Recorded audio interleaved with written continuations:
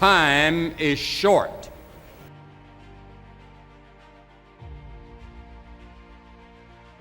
What is your life?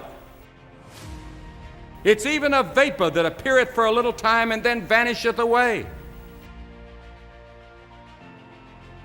If someone had told me when I was 20 years old that life was very short and would pass just like that, I wouldn't have believed it. And if I tell you that, you don't believe it either. I cannot get young people to understand how brief life is, how quickly it passes.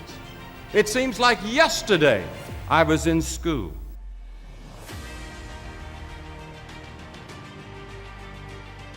Every one of us here has been given the same amount of time in a day. 1,440 minutes a day, 168 hours per week. The days of our years are 80 years and 10. And if by reason of strength they are 80 years, yet is their strength labor and sorrow, for it is soon cut off, and we are passed away and cut off. 70 years God allows us. And it's interesting to me, with all of our medical science, we've never passed that magic mark. The average American male today lives 70 years and 4 months. The average female, 73 years and 6 months. More people live to be 70, but the average age of an American is still 70, as taught in the Scriptures.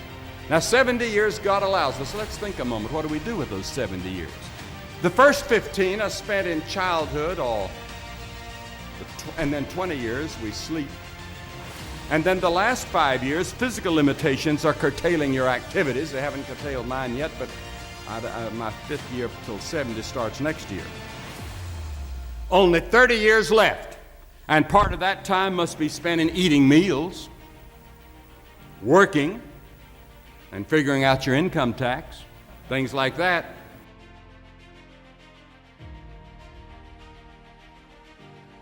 Now is the accepted time. The things we ought to do, the classes we ought to take, the books we ought to read, do it now. The family that needs you, spend more time now. Write that letter home now that you've been meaning to write. Money you ought to give now. Time for study, do it now. People you ought to witness to, do it now. Every time the clock ticks, it seems to say now. Today, if you will hear His voice.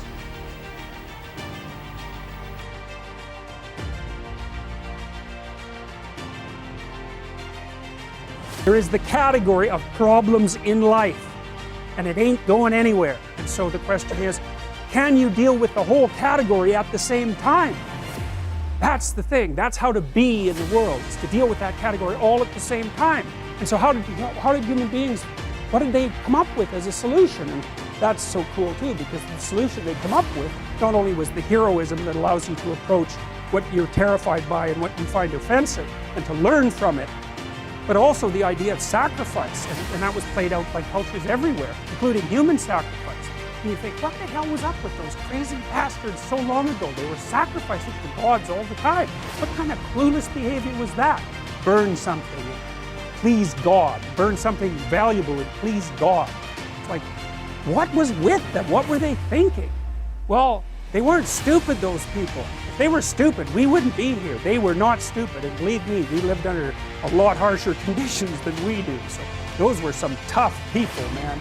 You know, back then you'd last about 15 minutes. So you don't want to be thinking of your ancestors as stupid. Like, there's no real evidence that we're much different cognitively than we were 150,000 years ago. So anyways, sacrifice. What does that mean, sacrifice? Well, it's a discovery, man. It's the discovery of the future. It's like the future is actually the place where there is threat. And it's always going to be there. So what do? You make sacrifices in the present so that the future is better